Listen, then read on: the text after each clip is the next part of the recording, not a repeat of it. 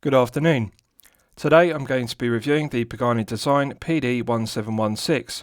This watch is available from paganidesign.cn for $120. It's also available from Pagani Design official store on AliExpress for €136. There is an AliExpress anniversary sale event which begins on the 28th of March, so you may want to purchase the watch then because the price will be discounted. So firstly, let's look at the box that the watch comes in, and then I'll talk you through the specifications of the piece. So the watch comes in this familiar black cardboard Pagani Design watch box, and the watch sits inside on a piece of foam inside a foam cutout panel, as one would expect. Although basic, it does suffice in protecting the watch in shipping from any damage, and I think it's perfectly acceptable, bearing in mind that this is a low tier price point piece at only €136. With the watch, one also gets this owner's instruction manual. Although basic, it does suffice in detailing the operation of the movement, which is the Seiko NH35A automatic. Clear, concise diagrams, and the instructions are in English. One also gets this plastic guarantee card, and I'm pleased to report the PD-1716 is covered by the usual 12-month international guarantee. And one also gets this Pagani Design branded microfiber polishing cloth. I always think it's a nice touch to get a branded microfiber polishing cloth irrespective of the price point of a piece. And lastly, one also gets this Pagani Design plastic tag with the watch. So with regards to the specifications of the piece, this is the Pagani Design PD-1716. The watch is clearly an homage to the Tudor Black Bay 36, so very similar proportions to the Black Bay 36. We have a 36.8mm case diameter.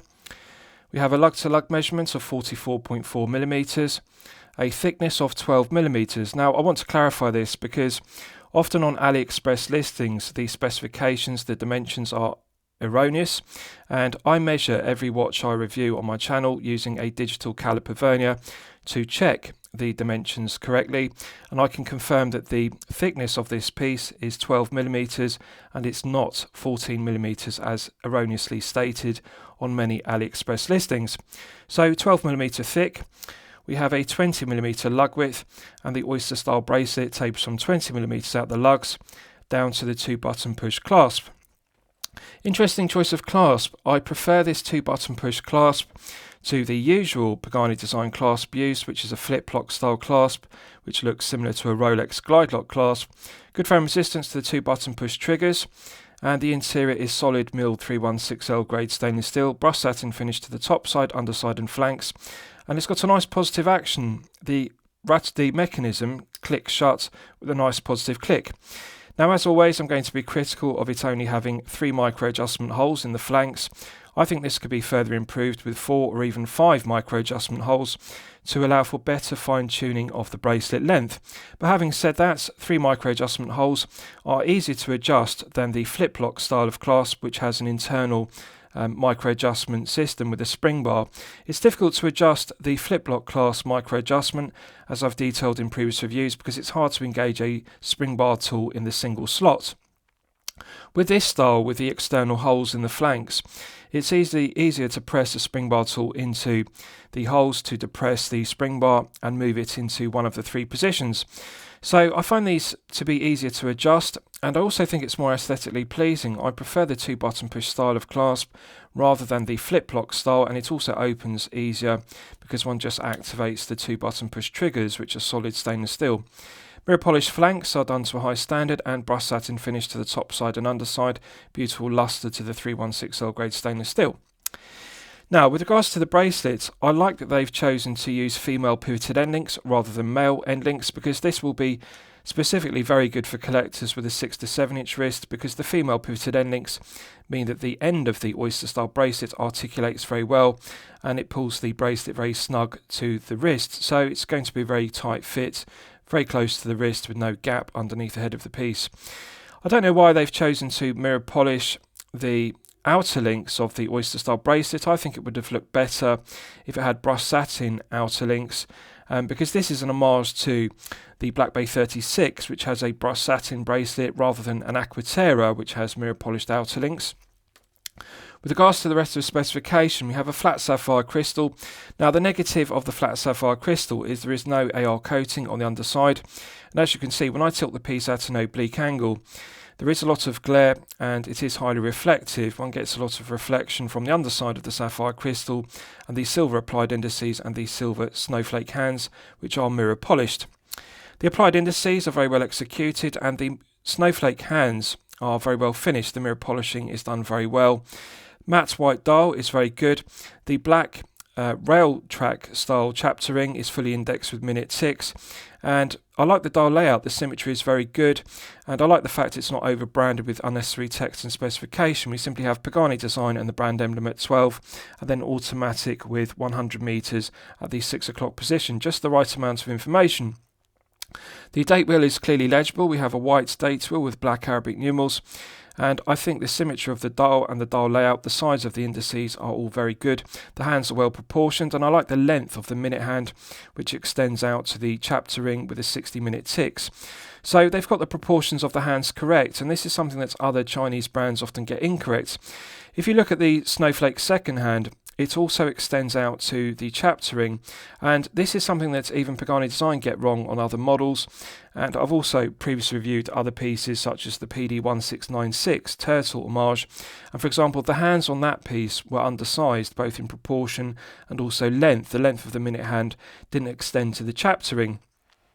However, on this PD-1716, the handset is much better proportioned. I like the fact the minute hand reaches the minute ticks, and also the sweeping second hand also reaches the chapter ring. So it's very well done. The proportions of the indices and the snowflake hands are correct for a 36.8mm diameter piece. So, with regards to the crown, it's coin edge finished, solid stainless steel and signed with an embossed Pagani Design brand emblem, as you can see. Mirror polished domed cap, finished to a high standard. Let's test the action. Absolutely silky smooth. I'm very pleasantly surprised by this. This is something that Pagani Design do very well, screw down crown execution. I've often commented on it in my previous reviews. I really like the screw down crown execution. It feels silky smooth. Very good interface between the internal thread of the stainless steel crown and the external thread of the stainless steel crown tube. So the screw down crown provides an effective hermetic seal to 100 meters, which is perfectly acceptable for a daily wear piece. It's got manual winding, and one can feel the tension in the mainspring gradually building up when one manually winds the NH35A automatic to its maximum 40-hour power reserve. Absolute pleasure to manually wind it. Feels very smooth. I like the feeling of it. Pulling it out to the first click position is the quick set date complication position, and if you look at the date window, you can see when I rotate the crown anti-clockwise, it advances the date quick set. And it's got a nice positive click. It's a characteristic I really like about the NH35A automatic. One can feel each day of the month click over with a nice positive click, nice indexing. Pulling it out to the second click position is the time setting position. If you look closely at the second hand, you can see I have now hacked the movement. It's possible to stop the second hand dead to set the time precisely to the second. Nice light resistance to the NH35A. One can feel the friction of the gearing, but it's very light resistance, no back play whatsoever. Clockwise and anti-clockwise it feels the same. And pushing it back in, it's got a nice positive click, and that restarts the movement. So it's one of my favourite movements, the NH35A. It's a reliable, well-proven workhorse movement. Let's test screwing it back down. Immediate thread pickup. This is outstanding screw down crown execution. It's actually one of the best screw down crowns I've experienced on a Pagani Design watch. The PD-1661 has one of the best screw down crowns. I really like the action of that. It's not as silky smooth as a Rolex Triplock, but it is very smooth. Now this PD-1716 has a very similar feeling to the very best PD-1661 screw down crown. It's got that silky smooth feeling to the threading, and the immediate thread pickup means that it's very well machined. I really like the feeling of it. So this is one of the best screw down crowns I've ever experienced, and I've reviewed many Pagani Design watches, so they deserve full credit for that because they've got it correct. Right, so let's look at the case back because it's one of my favourite aspects. I'm pleased to see that Pagani Design have switched back to using screw down exhibition case backs in the PD-1716. Now I'll explain their case back history. Originally, Pagani Design used screw-down exhibition case backs like this on their PD-1661 and PD-1662, for example. And they were glazed with mineral crystal as a cost-cutting measure rather than sapphire crystal, which is perfectly acceptable for a low-tier piece. But they only had 100 meters of water resistance, and they wanted to increase the water resistance rating of the PD-1716 to 200 meters. So in order to do that, they switched over to using solid stainless steel case backs in the 1661 rather than the screw-down exhibition case backs, and that increased the hermetic seal of the case back from 100 meters in the exhibition case back to 200 meters with the solid stainless steel case back. But however, this is a daily wear piece, so it doesn't need to have 200 meters of water resistance. No one's going to be taking this diving. So they switched back to using a screw-down exhibition case back, and it does a good job of displaying the NH35A automatic. Now, it's very low profile, and the stainless steel portion of the case back is beautifully engraved with the specification, and it's polished to a flawless standard. I'm very impressed with the quality of the finishing. Again, this is something that Pagani Design do very well. They produce very well made screw-down exhibition case backs. The quality of the engraving is very good, the mirror polishing is very good, and also they seal the mineral crystal with a rubber O-ring to a very high standard. They do actually pressure test the watches to 100 meters, so it's very well done, and I like it because the perfectly flat mineral crystal means it sits very close to the wrist. It's very smooth and comfortable when wearing the piece for long periods of time, such as 8 to 12 hours per day. I find these screw-down exhibition case backs to be more comfortable than the stainless steel case backs, which are engraved with logos or alternatively designs. I think that this is an improvement, so I like this about the 1716.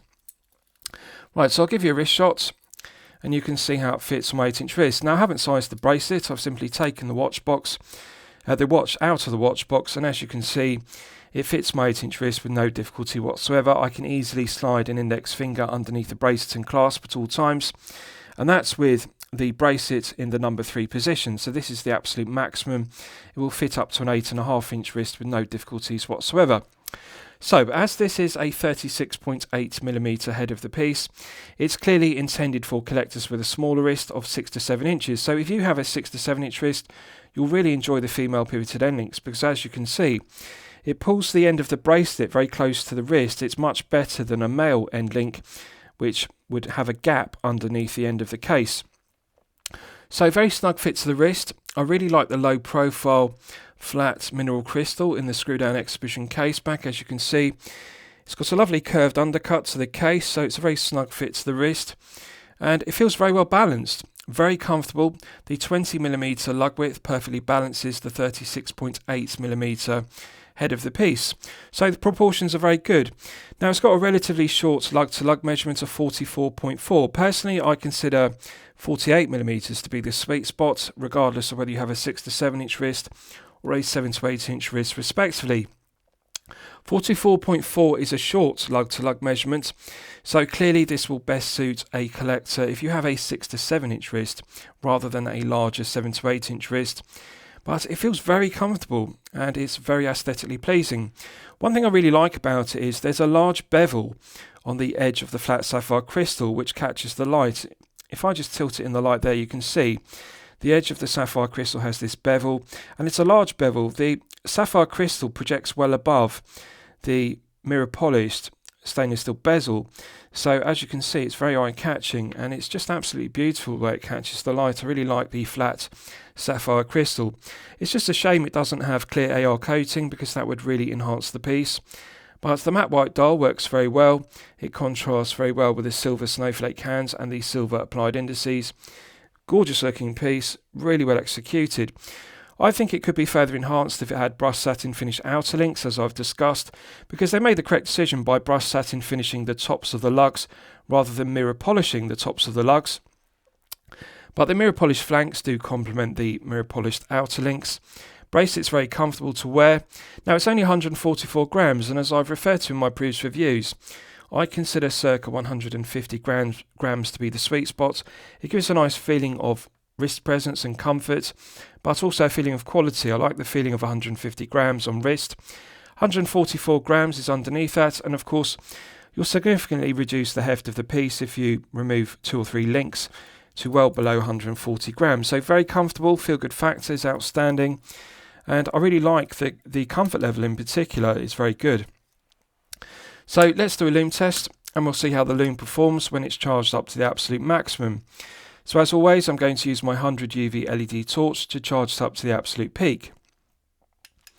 Right, so that's now fully charged, and this is a surprise. As you can see, they have loomed the dial. They've added some Luminova into the white paint, the matte white paint of the dial. So this is something I've never seen on a Pagani Design watch before, a loomed dial. Now, there has been some improvement with the Luminova used. It's clearly not C3 Super Luminova, although it is better quality C3 Luminova they've used on the applied indices and the snowflake hands. So initially, the dial and the hands and the indices are glowing brightly, and it's a pleasant surprise to see this. I'm pleased to see that finally Pagani Design have improved the quality of the Luminova they're using on the 1716. Now, it's got a nice aesthetically pleasing green tone to it, and credit where credit's due, they've got the colour match between the applied indices and the snowflake hands very good. It's the same tone of green they've used. Sometimes they get this wrong, and there's a mismatch in the colour of the loom on the hands and also the applied indices, but in this case the green tone is the same. I'm just going to let it emit for some time because I want to see how long the loom lasts, because it's clearly a different grade of C3 Luminova they've used. This is the first time I've seen this quality of green Luminova used on a Pagani Design watch, so I just want to test it and see how long it lasts for. So as you can see on the loomed dial, it's now beginning to fade very fast on the dial, but the actual indices themselves in green and the snowflake hands are continuing to glow. And it's surprising, I wasn't expecting this. It's definitely better performance than the loom used on the 1661 and 1662, for example, and that loom immediately fades to nothing very quickly. But as you can see on this 1716, the loom is still continuing to glow. Now, it's not as bright as Seiko Lumibright, for example, as one would expect, and it's not as bright as C3 Super Luminova, but it's definitely an improvement on the 1661 and 1662, for example. So yes, it's continuing to glow. Now, it is fading faster on the loomed dial, which is matte white. And interesting to know what kind of loom they're using. It's got a blue tone to the loomed dial, so I think what they've done is they may have mixed in some BGW9 into the white paint, the matte white paint, when they've painted the dial to give it this loomed dial effect. Personally, I would prefer if they hadn't loomed the dial and they just loomed the indices and the snowflake hands only. I think that would have improved the contrast. I think the green C3 on the applied indices would have worked better against the matte white dial without any loom on the dial. But as you can see, it's still continuing to glow for a better length of time than the previous loom they've been using. So this is a notable improvement, and I'm really delighted to see it. Right, so let's discuss the movement used, because it's one of my favourite aspects of the piece. You will all be familiar with the Seiko NH35A Automatic. It has 24 joules, hand winding and hacking, which use for complications. It runs at 21,600 vibrations per hour and a frequency of 3 Hz. The stated accuracy of the NH35A is -20 to +40 seconds per day, so a rather wide accuracy range. However, this one has been well regulated and it's running consistently at +8 seconds per day, which is very good for an NH35A and perfectly acceptable for a daily wear piece. 40-hour power reserve is very good, and I like the choice of the NH35A Automatic. While there was a shortage of NH35A automatic watch movements in China, Pagani Design switched over to using the Miyota 8215, and I'm pleased to see them now change back over to using the NH35A again, now that the supply shortage has eased. Because the NH35A is a higher grade of movement than the Miyota 8215, and the negative of the 8215 is it has a noisy rotor and it only has unidirectional winding. So I dislike the lack of hacking, in particular on the 8215. The NH35A does have hacking, so that is better, and it's the build quality and the quality control is higher. So I like the NH35A, and also like the fact they're using this screw down exhibition case back, as I've discussed, because it displays the NH35A Automatic. This is better looking than the stainless steel case backs they're using, because often they engrave irrelevant designs, such as the starfish, for example, logo engraved in the PD-1716, and it doesn't bear any relation to the watch being an homage to the Daytona. This is an homage to the Black Bay 36, and rather than engraving some irrelevant pattern or design. I'm pleased to see they're just using a screw-down exhibition case back. They've engraved the circumference with the specification to a good standard, and I really like it. So good choice of movements.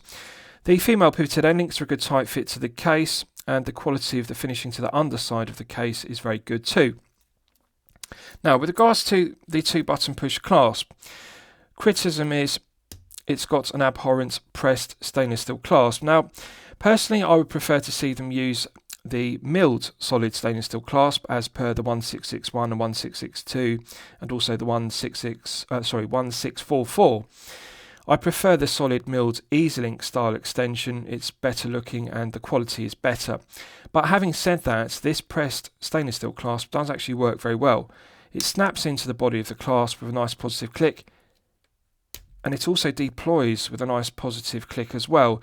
So it's a good tight fit to the body of the clasp, and although it doesn't look good, it actually works very well. Nice positive click to it, so it's actually very well made. The execution is good, and it's good to have some on-the-fly adjustment in addition to the 3 micro adjustment holes. The 2-button push clasp itself, as I've discussed, has a nice positive reassuring click, and I like the 2 firm spring-loaded triggers. I really like this 2-button push clasp. It really is. It's good looking, but it's also well made. Now, with regards to the bracelet, there is some play in the end links, as one would expect, but I like the female pivoted end links rather than using male end links. And there is also some play in the screw pins in the bracelet itself, as you can see. So the bracelet does rattle. There is some play in it, but however, it is finished to a good standard. In terms of the brushed satin finishing, the centre links have a beautiful lustre to the 316L grade stainless steel, and the mirror polishing to the outer links, although it's not to my personal taste, I think it would look better brushed. They have mirror polished the outer links good, and also the mirror polishing to the flanks is done well. They've also upgraded the screw pins. If you look at the flathead screws, these are larger diameter screws than they use on other watches such as the 1661, the 1662 and the 1644, for example. They've increased the flat heads, the diameter of the screws. The profile of the links is also different to the 1661 bracelet. That has an oyster style bracelet with more curved links, but these links are thicker and they've got a more rectangular profile, more like a Omega Aquaterra, and the screws are more like the screws in an Aquaterra. As you can see, they're larger heads. Now, I like this. I think this is an improvement because the larger diameter flathead screws means one can get good purchase on them with a flathead screwdriver. Usually one would use a 1.6mm for resizing the bracelets, but with these one could use a 1.8mm flathead screwdriver, so it's better. The quality of the screws is better. It's easy to get a good purchase on them with the screwdriver when resizing them. So I would describe the quality of the screw pins as higher grade in this 1716. So nice to see some improvements. Most notably, the quality of the C3 Luminova they're using is definitely higher grade. They have definitely improved the quality of the loom used on the 1716 versus previous models. So lastly, I'll summarise the piece. What do I think of it overall? Well, when I'm considering reviewing a watch on my channel, the watch should meet 2 criteria. It should be both excellent quality and excellent value at the respective price point. Really, to evaluate this piece at €136, one has to look at the quality of the finishing to the bezel, the head of the piece and the case back, and also the bracelet and the clasp. I can honestly say that this is one of the better finished Pagani design watches. There are no sharp edges, no burrs. The quality of the brushed satin finishing and also the quality of the mirror polishing throughout on the bezel and also the flanks of the case is absolutely flawless. It's one of the better finished Pagani design watches. The female pivoted end links are a good fit to the case, but however there is some play, and there is some play in the bracelet as I've discussed. But just looking at the finishing, the quality of the brushed satin finishing and the quality of the mirror polishing is some of the best I've seen on a Pagani design watch. I really like the execution of the 2-button push clasp, beautiful lustre to it, beautiful mirror polishing to it, and it is very well finished. No sharp edges, no burrs. And there isn't a lot of play in the hinge pins, so it's one of the better clasps they have produced, despite the abhorrent pressed metal diver's extension. But one has to expect some cost-cutting measures, such as the lack of AR coating and the pressed metal clasp. The loom has improved, and that is a notable improvement I'm very pleased to see. Screw down crown is very well executed. It's 10 out of 10. It's perfect screw down crown execution. So yes, excellent quality and excellent value at €136. I'm going to declare it a champagne watch for lemonade money, and I'm going to highly recommend it to you for your consideration. I hope you've enjoyed my review of the Pagani Design PD-1716. Please feel free to post your own comments below the video. Thank you very much.